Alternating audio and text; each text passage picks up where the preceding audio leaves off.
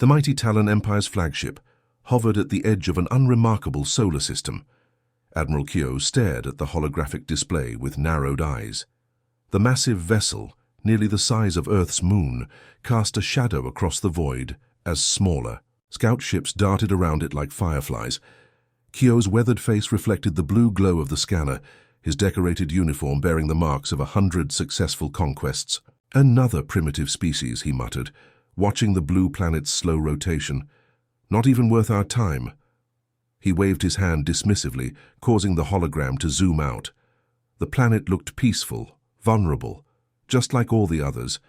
The Empire had absorbed into its growing collection of subjugated worlds. His second-in-command, Commander Day, approached with caution. Unlike the Admiral's confident stride, Day moved with a careful precision that had kept him alive through countless battles.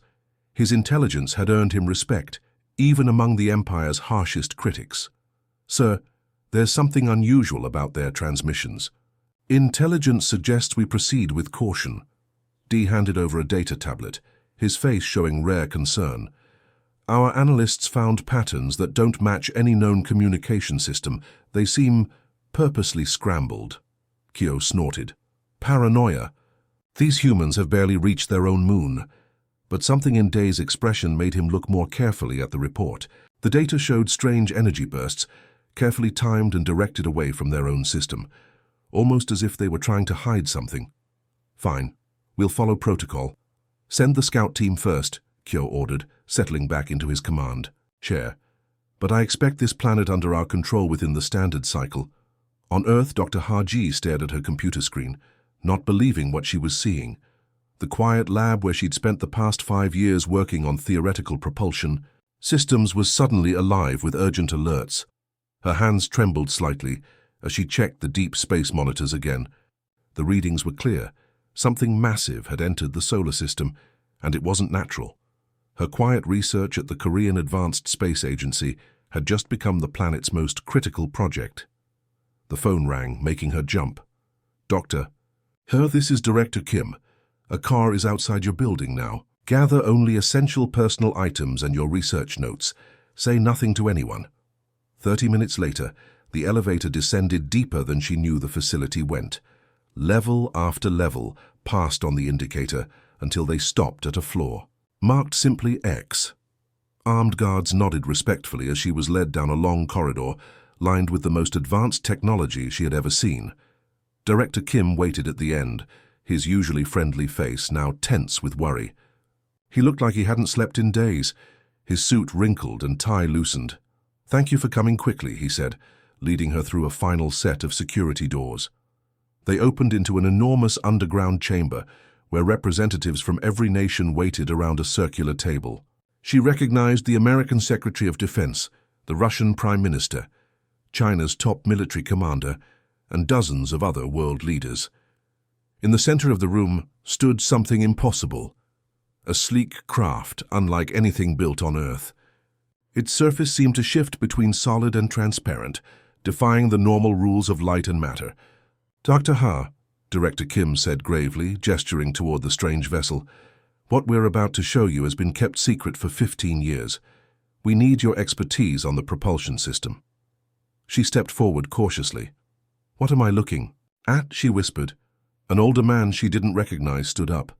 15 years ago, this craft crashed in the Gobi Desert. Its pilot was barely alive, the first confirmed contact with an intelligent species not from Earth. Dr. Ha felt her heart race. "You've been hiding an alien spacecraft. Where is the pilot now?" "He died 3 days after we found him," Kim explained, "but not before warning us about the Talon Empire.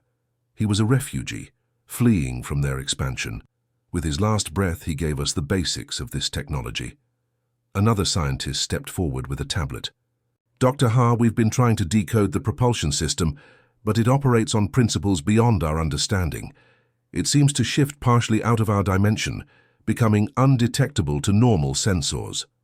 We've managed to build 3 prototype vessels based on this technology," Kim added, "but we can't make them fully operational. Your theories on quantum displacement might be the missing piece." Dr. Ha circled the craft, her mind racing with possibilities. This explains why you funded my research, even when everyone else called it impossible. The room fell silent as a general stepped forward. Dr. Ha, our deep space monitors detected a Talon fleet entering our system 6 hours ago. Based on what A? We learned from the refugee. We have perhaps 3 days before they reach Earth. She looked around at the grim faces. Why me? There must be thousands of scientists with more experience. Director Kim placed a hand on her shoulder. Because you're the only one who theorized that matter could exist in multiple dimensional states simultaneously. You just didn't know you were right. Dr. Ha took a deep breath and squared her shoulders. Show me everything you have. We have work to do. The Talon warships formed a precise attack formation as they passed the red planet's orbit. 20 massive destroyers arranged themselves in the Empire's legendary spear formation, a pattern that had broken the defenses of hundreds of worlds before.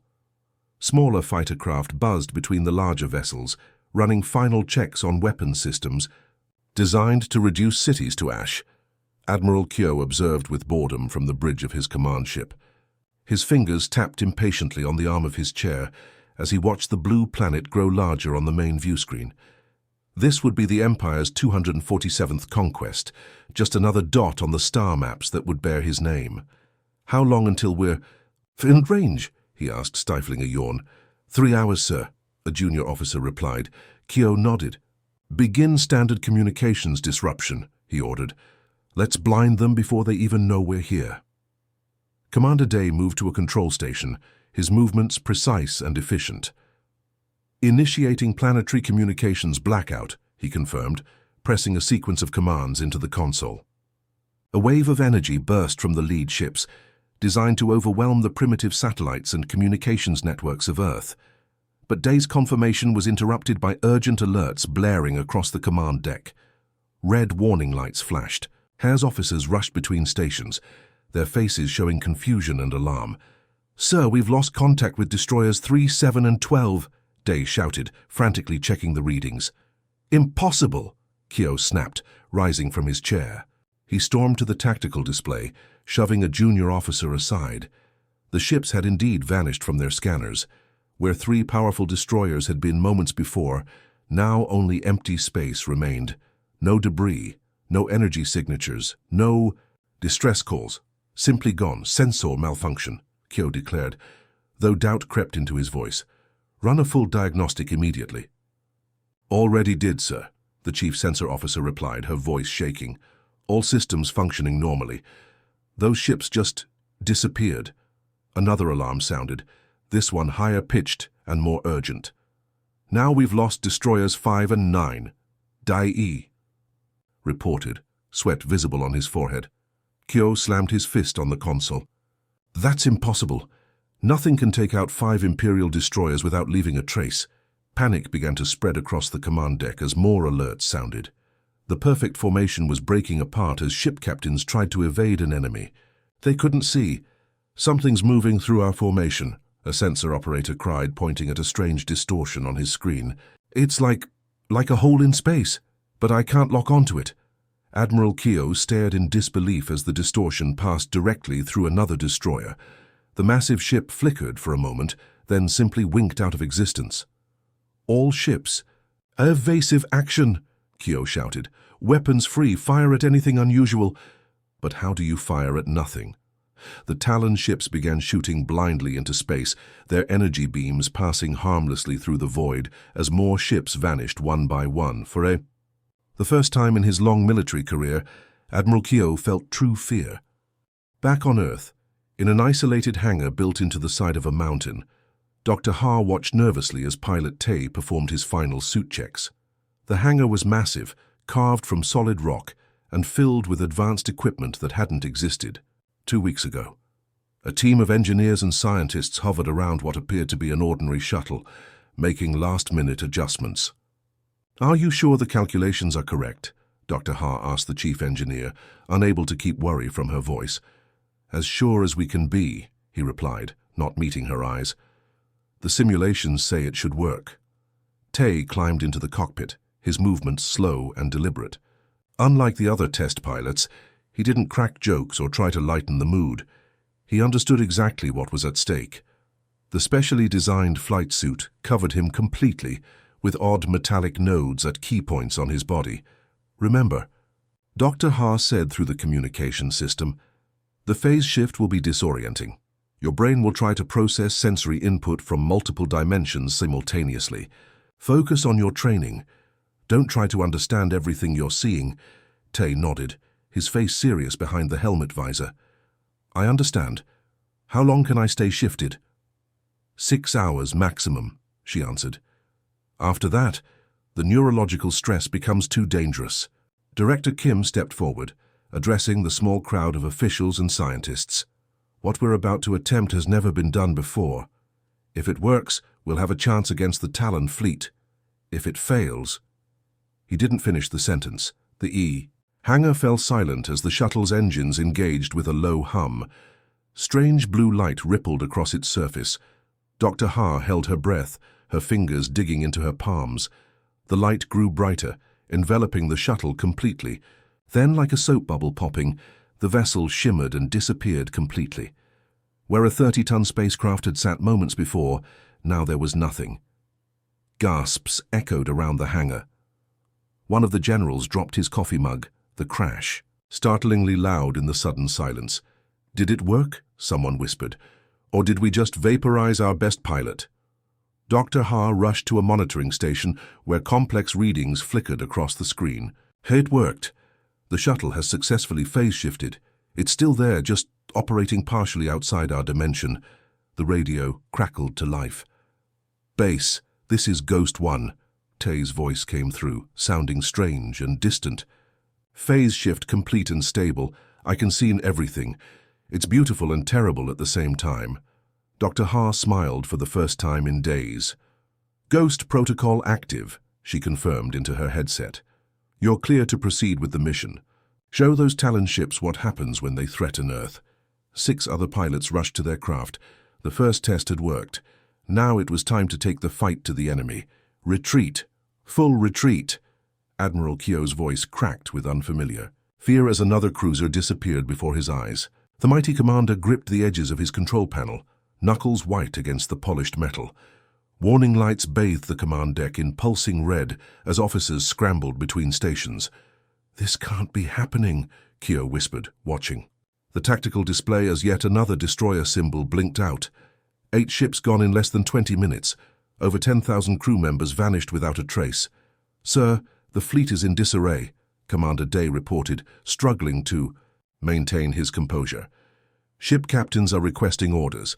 Some have already broken formation and begun retreat maneuvers. A holographic message appeared above the main console, the stern face of Fleet Admiral Jun calling from the Talon homeworld.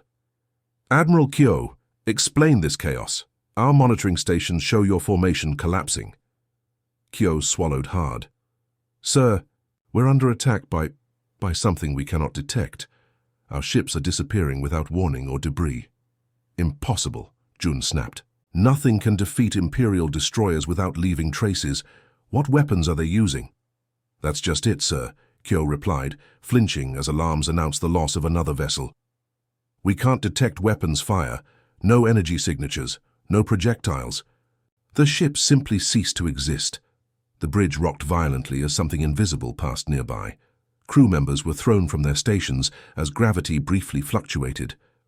What was that? Jun demanded. A sensor officer looked up, face pale. Something just passed through our shields like they weren't even there. Kyo made a decision that would haunt his career. All ships, emergency retreat, maximum speed, abandon attack formation. As the mighty Talon Armada turned and fled, their sensors briefly detected a strange ripple in space, like heat waves above hot pavement, moving purposefully back toward the blue planet. In a secure underground facility beneath the Jiri Mountains, Dr. Ha stood before a room of astonished faces. World leaders and military commanders from every major nation sat in stunned silence as they watched live footage of the Talon fleet in disorganized retreat. It worked, breathed the Chinese premier, breaking the silence. They're actually running away. Dr. Ha nodded, trying to hide her exhaustion. She hadn't slept in 3 days. surviving on coffee and the adrenaline of impending doom. Our pilots performed better than we dared hope. 7 ghost ships were able to neutralize 15 Talon destroyers. Neutralize? The Russian president asked. You mean destroy? No, Dr. Ha clarified, bringing up a holographic display in the center of the room. We didn't destroy them. The ghost ships used their phase technology to shift the Talon vessels, partially out of our dimension, essentially trapping them between realities where they can no longer interact with our universe. The American president leaned forward. And can they come back? Dr. Ha shook her head. Not without our technology. They're effectively elsewhere. General Park, South Korea's highest-ranking military officer, stood up abruptly. His weathered face showed a mixture of awe and anger. I think it's time you explained exactly what we're dealing with here.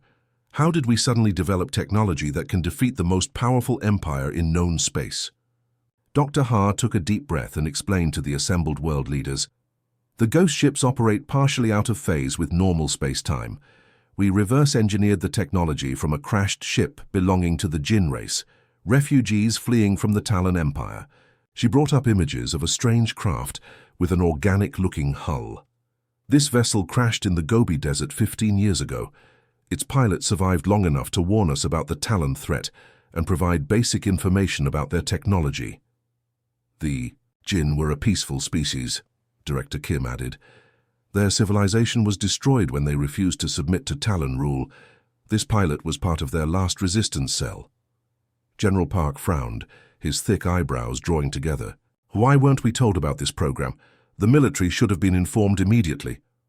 Because panic would have ensued, Director Kim replied, meeting Park's glare without flinching. Imagine the global reaction to learning not only that aliens exist, but that a hostile empire was eventually going to find us. We needed time to prepare without mass hysteria or political interference. We've been preparing for 15 years, Dr. Ha continued, training pilots like Captain Tay and his team to operate in quantum flux conditions. The human brain isn't designed to process multiple dimensional realities simultaneously. It required years of specialized training and neural adaptation. The British Prime Minister spoke up. So these pilots can see other dimensions? Not exactly, Dr. Ha replied. When phase shifted, they perceive reality differently. Time, space, and matter become more fluid. It allows them to navigate through solid objects and remain undetectable to normal sensors. The room erupted. In excited conversation, leaders turning to advisors with rapid questions. Dr. Ha raised her hand for silence, and her serious expression gradually quieted the room. Dr. Ha's expression darkened. But there's a problem. The neurological stress on the pilots is severe. They can only remain out of phase for 6 hours before suffering permanent damage. She brought up medical scans showing a human brain with unusual patterns of activity. The longer they stay shifted, the worse the effects become. Headaches and nosebleeds progress to seizures, then neural degeneration. We've already lost 2 test pilots who stayed shifted too long. A hush fell over the room as the implications sank in. And the pilots who just saved us? The French president asked quietly. Dr. Ha checked her watch. Captain Tay and his team have been phase shifted for 4 hours and 23 minutes. They're on their way back now, but... She hesitated. Even if they return within the 6-hour window, there will be consequences. Each shift causes cumulative damage. The Indian Prime Minister stood slowly. So our victory is temporary. Once these pilots can no longer function, we lose our advantage. Exactly, Dr. Ha confirmed, and the Talon Empire won't retreat forever.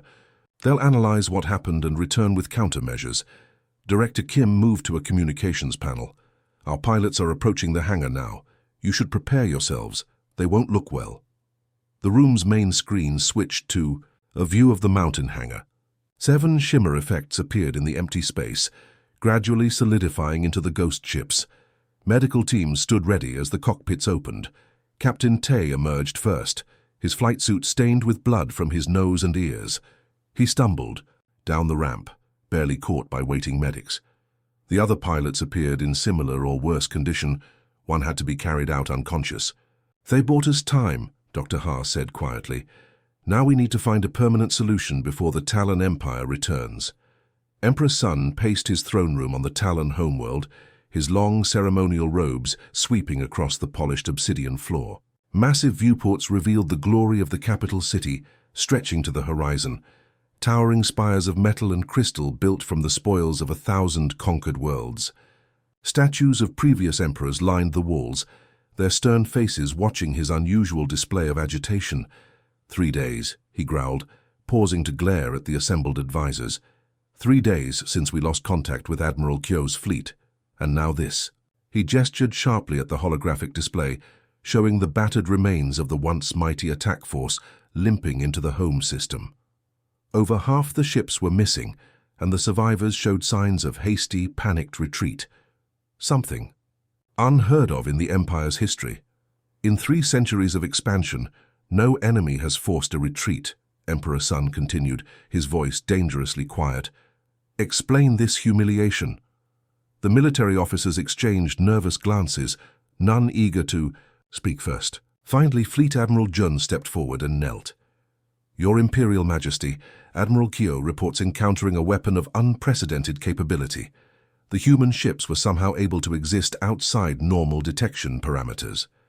Impossible, the Emperor snapped. Our technology is supreme. We can detect anything that exists. That's just it, Your Majesty, Jun replied, keeping his eyes respectfully lowered.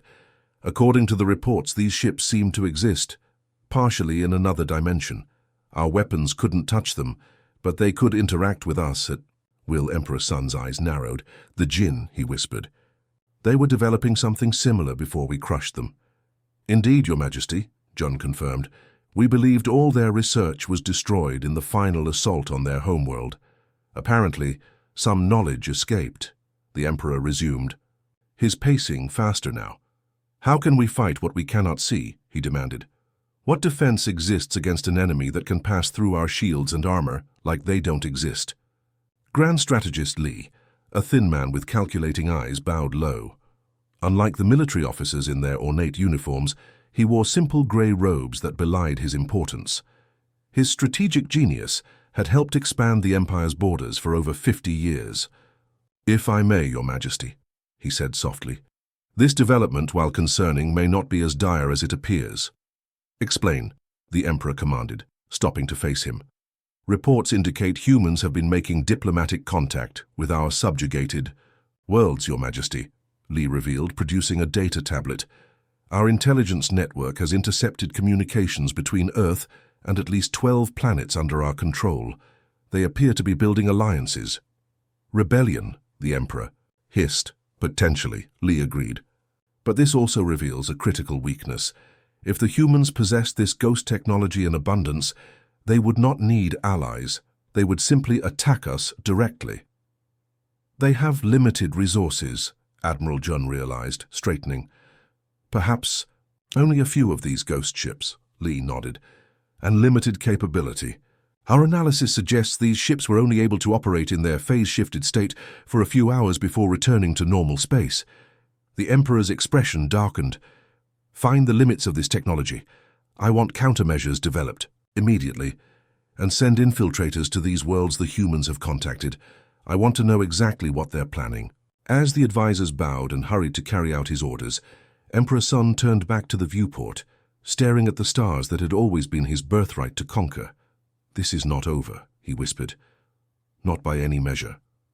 Meanwhile, across the galaxy, Dr. Ha worked frantically in her lab, deep beneath the Korean mountains. Holographic displays surrounded her workstation, showing complex brain scans and neural pathway mappings. Dark circles under her eyes revealed she hadn't slept in days. In the medical bay next door, Captain Tay and 3 other pilots had returned with severe symptoms, nosebleeds, tremors, and memory loss. Medical staff moved urgently between beds, administering treatments that seemed to have little effect. Dr. Ha rubbed her tired eyes and focused again on the latest scan results. The damage was progressing faster than they had anticipated. Each mission in the ghost ships caused cumulative neural degradation, and the pilots who had participated in the battle against the Talon fleet were showing alarming decline. Director Kim entered the lab, carrying 2 cups of coffee. He handed one to Dr. Ha without speaking, understanding her need to concentrate. After a moment, she looked up. It's getting worse. The neural pathways are breaking down in specific patterns related to spatial awareness and memory formation. At this rate, they'll lose basic motor functions within a week. Can it be reversed? Kim asked quietly. Dr. Ha shook her head. Not with our current understanding. The ghost technology is like nothing we've ever worked with before. The Jinn pilot's notes were incomplete. I think even they didn't fully understand the neurological impacts. Through the observation window, they could see Captain Tay attempting to stand. His legs shook violently, and 2 nurses rushed to catch him before he fell. Despite his obvious pain, his face remained determined. They knew the risks, Kim said softly. They volunteered anyway. Knowing the risk doesn't make it acceptable, Dr. Ha replied sharply. We need to solve the phase shift sickness, she told her team as they gathered around, or our advantage will be temporary. She brought up a 3-dimensional model of the human brain, highlighting specific regions in red. The damage is concentrated here and here, the temporal lobe and parts of the cerebellum. Young Dr. Shin, the team's neurologist, pointed to a particular pattern. It's similar to what we see in certain epilepsy patients, almost like the brain is experiencing micro-seizures continuously during phase shift. Dr. Ha nodded, studying the brain scans more closely. She noticed peculiar patterns in the temporal lobe, repetitive spikes of activity that shouldn't be possible. The human brain wasn't designed to perceive multiple dimensions simultaneously, she murmured, zooming in on the affected areas. But perhaps we can adapt. She suddenly straightened, an idea forming. What if we're approaching this backward? We've been trying to shield the brain from the effects of phase shifting. But what if instead we help it process the information correctly? Dr. Shin looked skeptical. You want to rewire the human brain? Not rewire, Dr. Ha corrected, already typing rapidly on her console. Augment. The Jinn pilot had neural implants we couldn't understand at the time. We thought they were for ship control, but what if they were actually protective? She pulled up the original autopsy records from the Jinn pilot, focusing on the strange metallic structures that had been embedded in its brain. Look here, she said excitedly, pointing to similarities between the Jinn implants and the damage patterns in the human pilots. These weren't control mechanisms, they were translation devices, helping the Jinn brain interpret multi-dimensional input. Director Kim leaned closer. Can we replicate this technology? Dr. Ha's fingers flew across the keyboard, running simulations. Maybe. The basic principles aren't too dissimilar from neural interfaces we've been developing for medical applications. But we'd need to test it, and we're running out of time. Through the window, Captain Tay had managed to stand, and was taking shaky steps toward them, clearly having overheard their conversation. His face was pale, with dark blood crusted around his nostrils, but his eyes burned with determination. Test. It on me, he said, his voice hoarse but unwavering. I volunteer. Dr. Ha started to protest, but Tay raised a trembling hand to stop her. The Talons will come back, he said simply, and when they do, they'll bring their entire empire with them. We need to be ready. Emperor Sun sat cross-legged on the ancient meditation platform at the center of his private garden. The artificial waterfall nearby created a soothing backdrop as he sought inner calm. Rare flowers from 100 conquered worlds bloomed around him, their scents mingling in the carefully controlled atmosphere. For 2 weeks, his empire had been preparing for war on a scale not seen in generations. Every shipyard worked at maximum capacity. Reserve fleets had been called from the outer territories. Even retired veterans had been reactivated for service. The humans would pay for their defiance. Their ghost ships had embarrassed the Empire, but they were few in number.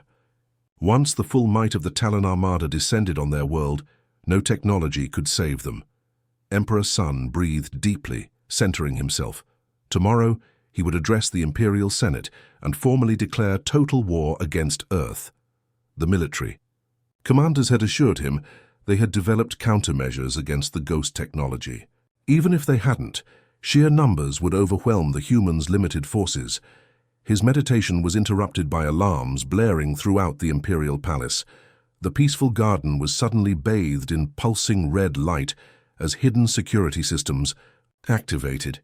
The Emperor's eyes snapped open as guards rushed in, weapons drawn, forming a protective circle around him. "What is the meaning of this?" he demanded, rising smoothly to his feet. The security chief's voice came through his personal communicator, sounding strained and confused. "Your Majesty, our systems are detecting an anomaly in the throne room. We've ordered an evacuation of that section of the palace." "What kind of anomaly?" the Emperor asked, though a cold feeling in his stomach told him he already knew. "Impossible," the security chief gasped over the comm. "Something is inside the throne room, but we can't detect it. The sensors show spatial distortions similar to those reported by Admiral Keogh's fleet." Emperor Sun's face hardened. "Seal the palace. I'm coming to the throne room." "Your Majesty, it's not safe," the chief began, but Sun cut him off. "They've come to my home. I will face them." Minutes later, surrounded by his most elite guards, Emperor Sun strode into the massive throne room. The normally bustling chamber had been evacuated, leaving an eerie silence beneath the soaring crystal dome. Sunlight streamed through, casting rainbow patterns across the empty floor. "I know you're here," the Emperor called out, his voice echoing. "Show yourselves." At first, nothing happened. Then, slowly, a strange distortion appeared in the air before the throne, like looking through rippling water. The distortion grew larger, taking shape, until suddenly a ghost ship materialized directly before the Emperor, its hull shimmering as it phased into normal space.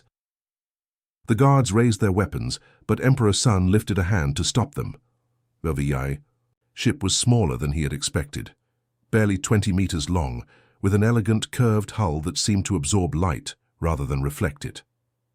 With a soft hiss, the hatch opened and Captain Tay emerged. He wore a sleek flight suit, with strange metallic components embedded along the spine and temples. His movements were careful, deliberate, as if each step required concentration. His eyes, however, were clear and determined as he faced the ruler of the most powerful empire in known space. "We could have killed you," he stated simply, his voice carrying in the vast chamber. "Instead, we chose to talk." Emperor Sun studied the human with grudging respect. "Bold words from a primitive species. You've shown some skill with stolen technology, but do not mistake a minor victory for winning the war." Tay smiled slightly. "Look behind you, Your Majesty." The Emperor turned to see another ghost ship materializing directly behind his guards.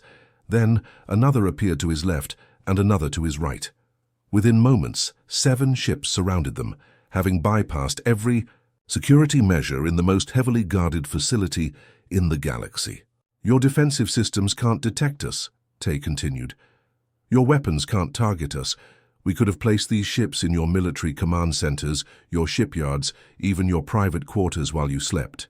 Instead, we came here to talk face to face."